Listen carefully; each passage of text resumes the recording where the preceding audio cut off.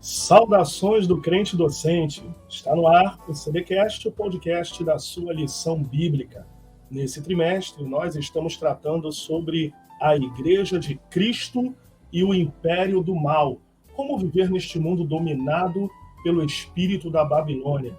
Revista Lições Bíblicas da CPAD, na lição de adultos do terceiro trimestre de 2023. Nesse trimestre, revista comentada pelo renomadíssimo pastor Douglas Batista. E, aproveitando essa oportunidade, eu quero aproveitar e convidar você a deixar o seu like, a deixar aqui o sininho clicado aqui no Crente Docente, você que nos acompanha já há algum tempo, divulga o trabalho do Crente Docente, que é um suporte, um subsídio para todas as aulas das revistas da CPAD, bem como da editora Central Gospel. Aproveite essa oportunidade e cresça em graça e conhecimento. Tá certo? Eu sou Jailton Lima, sou professor de escola dominical da ADVEC Marcílio Dias e estou à disposição de vocês quando precisarem. Nesse trimestre, nós, como já foi falado, nós estamos tratando sobre a Igreja de Cristo, né? Todas as batalhas que a Igreja neste século tem enfrentado, batalhas espirituais, batalhas ideológicas, batalhas econômicas, políticas, geográficas da Igreja de Jesus Cristo, a Igreja do Senhor Jesus, que está nesta terra. Enquanto Jesus não volta, a missão da Igreja é pregar o Evangelho a toda criatura. Então, nesse trimestre, nós estamos falando sobre a Igreja de Cristo e o Império do Mal, e nesta semana nós estamos na lição de número 10, dia 3 de setembro de 2023, que tem por título A Renovação Cotidiana do Homem Interior. É bem verdade que o texto áureo da lição dessa semana, que está na segunda carta do apóstolo Paulo aos Coríntios, capítulo 4, versículo de número 16, que diz: por isso não desfalecemos, mas ainda que o nosso homem exterior se corrompa, o interior, contudo, se renova de dia em dia. Palavras do apóstolo Paulo. A verdade prática diz que, por instrumentalidade do Espírito Santo, os salvos experimentam a renovação interior em meio às adversidades externas.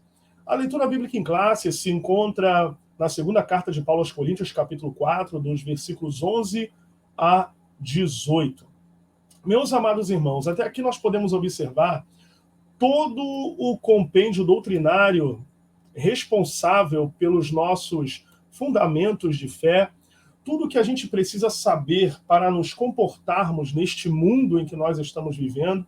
Conforme Jesus Cristo ensinou, ele tinha uma preocupação pelo fato de ele ascender aos céus, em João capítulo 17, quando ele está ali na oração chamada de oração sacerdotal, ele deixa instruções e ora ao Senhor, ora a Deus Pai, pedindo a Deus que guarde aqueles que haviam sido dados a ele como discípulos, que seriam mais tarde os apóstolos, aqueles que seriam responsáveis por espalhar a mensagem, o evangelho do reino naquele mundo, naquele contexto do Império Romano. Então, Jesus orou dizendo: não peço que os tires do mundo, mas que os livres do mal. Então, nós estamos espiritualmente guardados, protegidos. Nós estamos debaixo de uma proteção espiritual. O Senhor está no céu, no domínio de todas as coisas, e está guardando a sua igreja. A igreja, que é tanto militante quanto triunfante, ela está debaixo da autoridade de Cristo. Cristo é o cabeça, a igreja é o corpo. E quando da fundação da igreja, Jesus disse: mas tu és Pedro, sobre esta pedra edificarei a minha igreja. Nós somos de Cristo. A igreja é de Cristo. Edificarei a minha igreja. E as portas do inferno não prevalecerão contra ela. Em nome de Jesus, nós somos igreja do Senhor. Repetindo o texto áureo da lição, por isso não desfalecemos, mas ainda que o nosso homem exterior se corrompa, O interior, contudo, se renova de dia em dia. Palavras do apóstolo Paulo. Os objetivos da lição: o primeiro é refletir sobre as adversidades enfrentadas pelo homem interior. Compreender que essas dificuldades na vida não podem ser comparadas à glória futura reservada para aqueles que servem a Deus, para os cristãos, para os crentes em Cristo Jesus. E incentivar e despertar os alunos, né, os nossos discipulandos, aqueles que nos seguem na Escola Bíblica Dominical, despertá-los para buscar um renovo espiritual e o fortalecimento devido a tais adversidades. É bem verdade que nós precisávamos ter uma ideia geral, teológica, antropológica, embora a lição ela não vá tratar de tricotomia humana, de acordo com a palavra de Deus, vale lembrar que a tricotomia humana é uma doutrina bíblica, é uma antropologia bíblica já formada dentro do bojo doutrinário da Bíblia Sagrada, em que Deus constitui o homem de espírito, alma e corpo. O homem ele é tricotômico. O homem ele é de acordo com o modelo de Deus, feito à imagem e semelhança de Deus. O homem não é obra do acaso, o homem não é produto da evolução, o homem ele não é produto de Big Bang ou coisa parecida. O homem ele foi formado no pó da terra.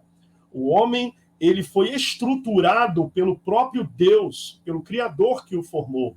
O Salmo 103 está escrito: ele conhece a nossa estrutura e lembra-se que somos pó.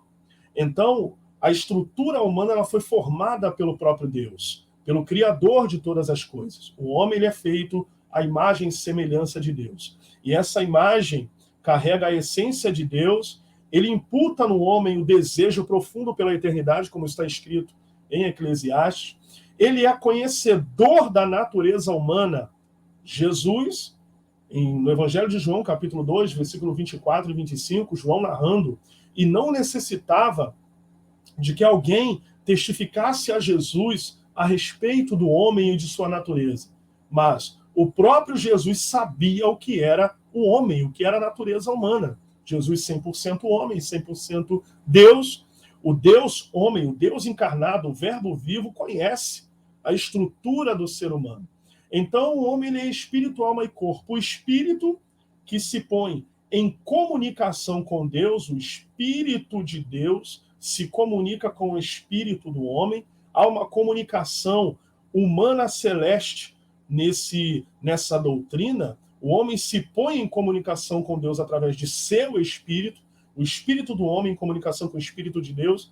O homem ele é feito alma. A alma, tanto quanto o espírito, é a parte imaterial do ser humano. É a parte imaterial. O homem ele é espírito e alma.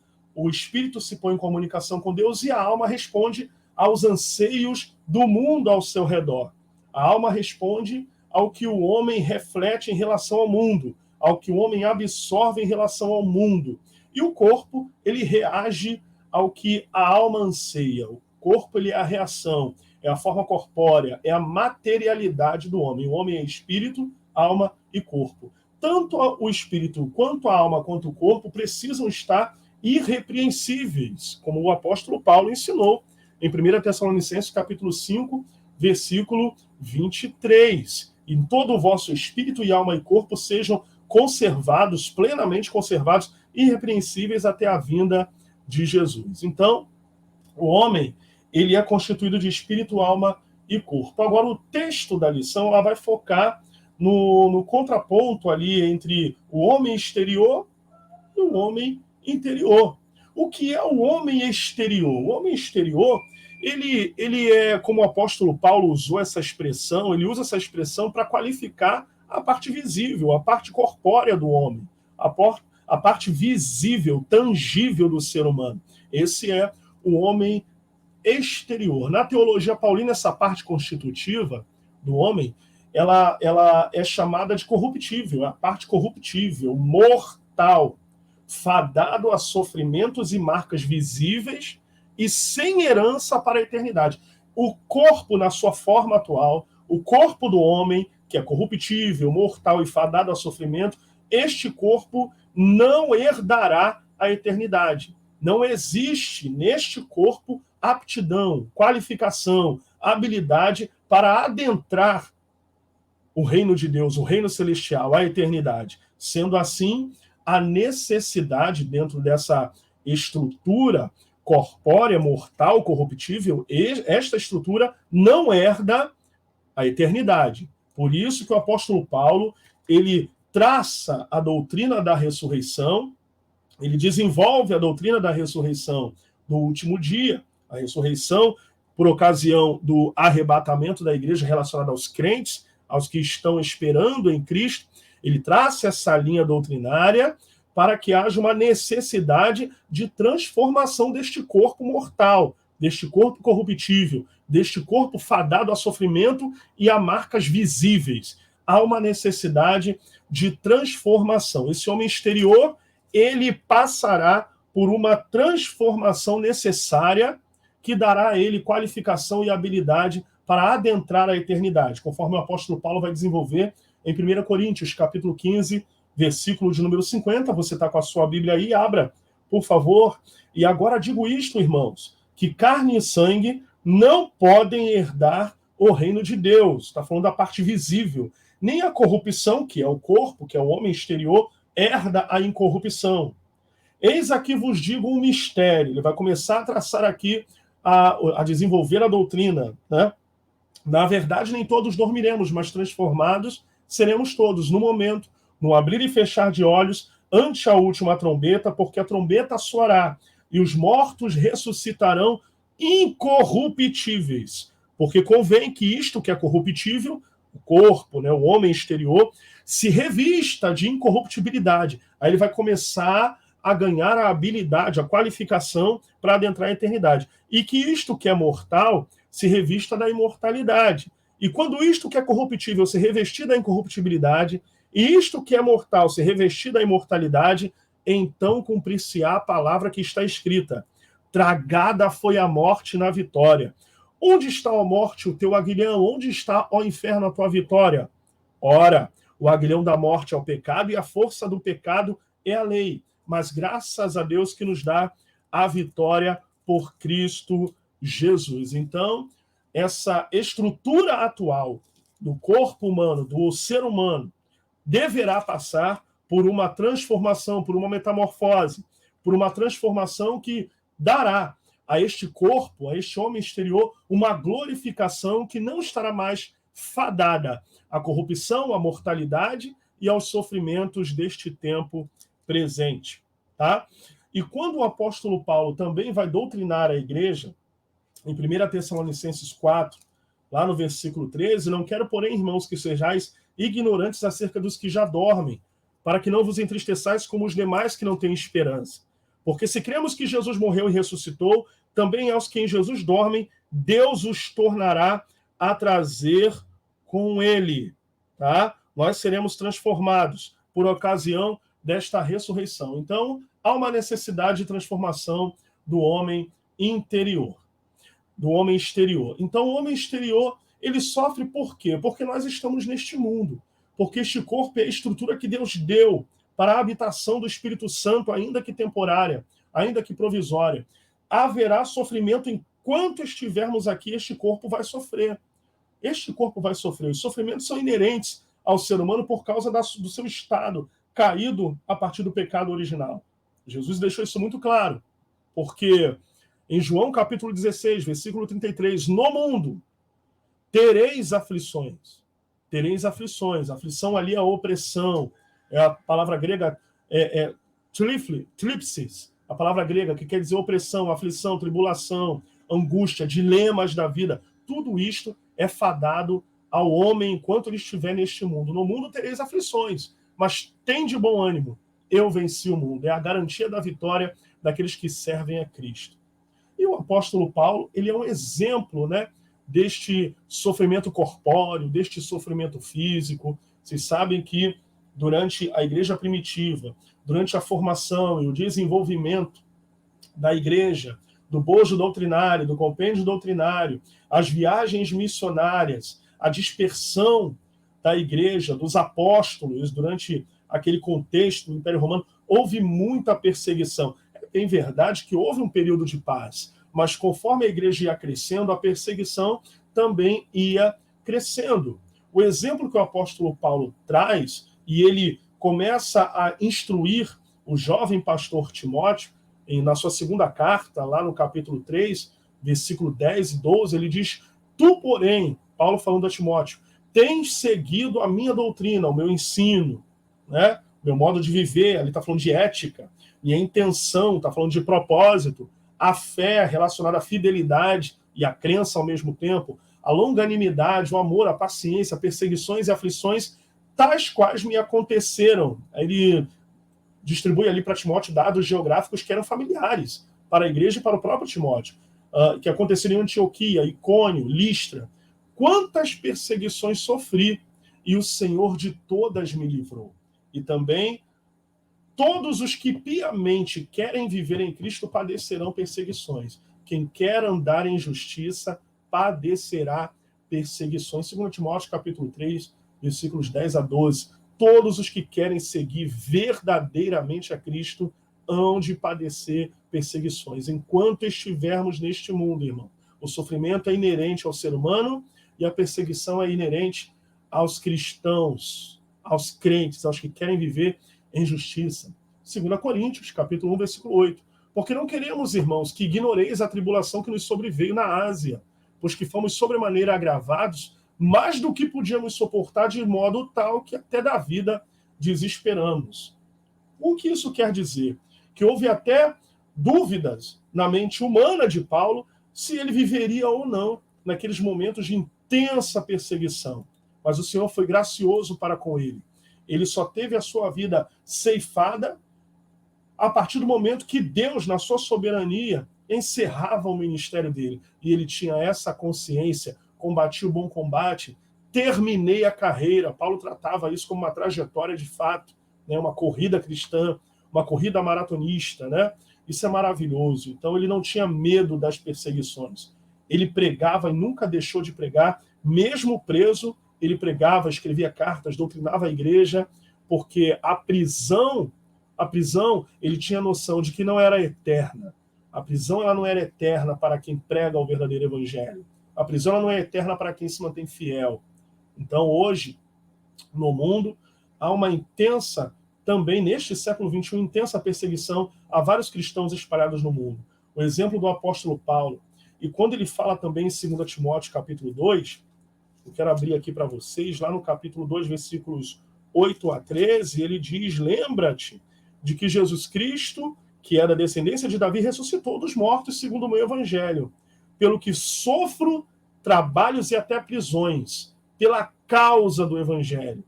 Paulo não era um crente do século XXI que tinha mania de perseguição. Né? Não é mania de perseguição, ele era de fato perseguido. Politicamente, ideologicamente, religiosamente, ele era perseguido e sofria, mas era pela causa do evangelho. Este é o sofrimento legítimo. O sofrimento legítimo, apostólico, missionário, é um sofrimento pela causa, tá? Não é pelas suas demandas próprias, não é porque você é bonito, porque você fala bem, nem nada disso. O sofrimento é pela causa do evangelho. E ele deixa isso muito claro para Timóteo. Pelo que sofro trabalhos e até prisões, como um malfeitor. Ele era comparado a um dos piores, uma das pessoas mais perigosas do império. O apóstolo Paulo era tratado. Mas a palavra de Deus não está presa, não está algemada. Então, ele não olhava para a Bíblia Sagrada como algo que era aprisionado. A palavra é o meio da liberdade, né? Liberdade dele e daqueles que aceitavam a Cristo como Senhor. E ele diz, no versículo 10 de 2 Timóteo, capítulo 2, portanto, tudo sofro por amor dos escolhidos, para que também eles alcancem a salvação que está em Cristo Jesus, com glória eterna. A convicção do apóstolo Paulo era coisa extraordinária.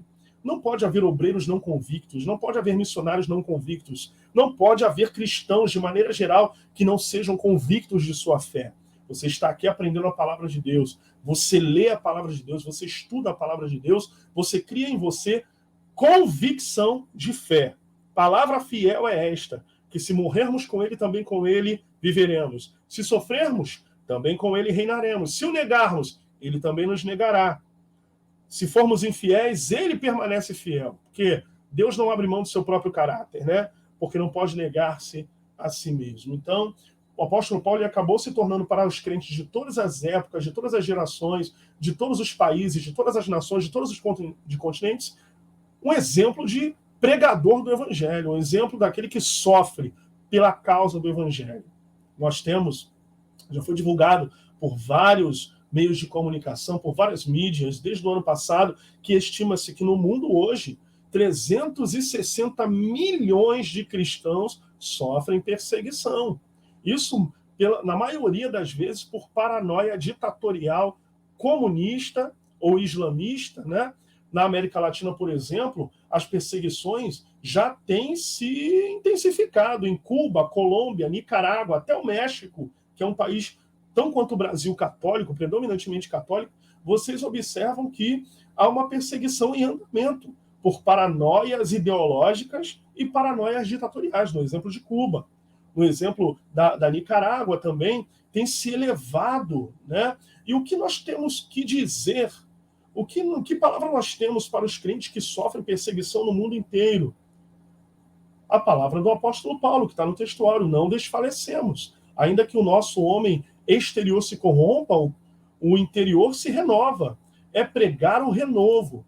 É pregar para que eles não desanimem da causa do evangelho, para que eles olhem para o autor e consumador da fé, para que eles tenham uma visão de futuro. O apóstolo Paulo, quando vai cumprimentar Tito, na sua carta, né, lá no capítulo 1, versículo 2, ele cumprimenta dizendo na esperança da vida eterna, a qual o Senhor prometeu antes dos tempos eternos. Então, a vida eterna ela é prometida àqueles que sofrem pela causa, aqueles que levam a sério a sua fé e sua convicção. Lá em 2 Coríntios capítulo 4, nós somos indicados pelo sofrimento do apóstolo Paulo a não negarmos a nossa fé, atribulados, mas não angustiados. Olha os paradoxos aí. Perplexos, mas não desanimados. Perseguidos, mas não desamparados. Abatidos, mas não destruídos. Nada pode nos separar do amor de Cristo. Nada.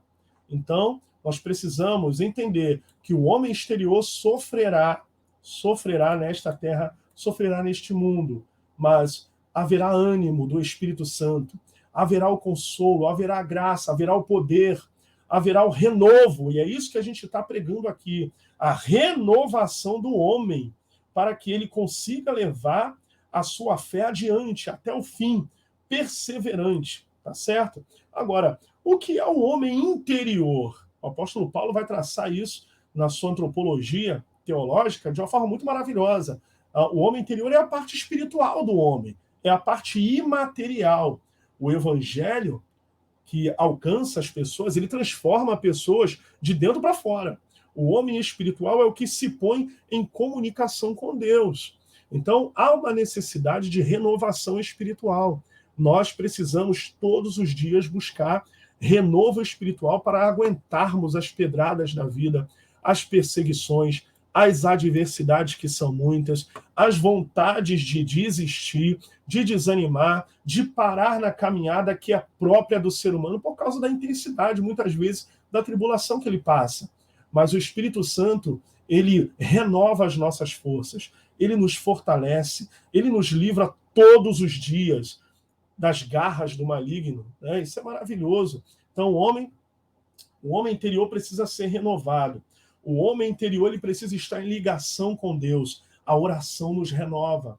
A oração intensifica a nossa comunicação com o nosso Deus. Deus fala conosco de diversas formas. Agora, nós temos a oração para falarmos e nos colocarmos em comunicação com o Senhor, nosso Deus. Em 2 Coríntios, vamos lá no texto bíblico, né? No capítulo 4, isso é maravilhoso. Que nós precisamos sempre estar inteirados na leitura bíblica em classe, e assim nós que vivemos estamos sempre entregues à morte por amor de Jesus, para que a vida de Jesus se manifeste também na nossa carne mortal, de maneira que em nós opera a morte, mas em vós a vida. E temos, portanto, o mesmo espírito de fé, como está escrito: cri, por isso falei, nós cremos também, por isso falamos. E tudo isso é por amor de vós, por amor de vós. Tudo isto é por amor de vós, no versículo 15. O amor nos faz renovar. Sem amor não há renovação, porque a graça multiplicada por meio de muitos, a graça de Deus, o sustento espiritual, torne abundante a ação de graças para a glória de Deus. Por isso não desfalecemos. Mas ainda que o nosso homem exterior se corrompa, o interior, contudo, se renova de dia em dia. Aí ele vai, diante disso, dizer que a nossa leve e momentânea tribulação produz para nós um peso eterno de glória muito excelente. Porque nós não podemos atentar nas coisas que se veem, mas nas que se não veem. As que se veem são temporais, as que se não veem são eternas. Visão. Então, para que o meu espírito se mantenha renovado, fortalecido, eu preciso ter a minha visão espiritual aberta, enxergando a glória que está por vir, tendo esperança em Cristo Jesus, de que as tribulações têm dia para começar e dia para terminar, de que o momento de glória será maior que o momento de tribulação e de angústia. O momento de vitória, irmãos, vai ser glorioso, vai ser glorioso. Então, não desanime, ensina seus alunos a não desanimar, a buscar na palavra de Deus, oração, palavra de Deus. A palavra de Deus ela é viva e eficaz. Ela é mais penetrante que espada de dois gumes. Penetra na divisão da alma e do espírito. E é apta para discernir intenções e pensamentos do coração. Vivifica-me conforme a tua palavra, como diz o salmista. A palavra também nos renova.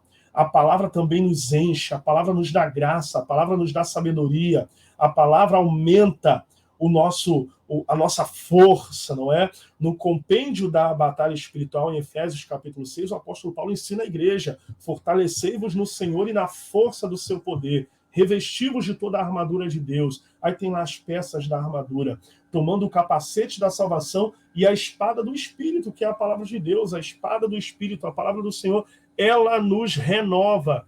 Bons relacionamentos também nos renovam, renova a nossa mente, nos ajuda a continuar na nossa caminhada. Lembra, meu irmão, de Arão e Ur no monte, segurando as mãos de Moisés? Nós precisamos ser fortalecidos também por pessoas.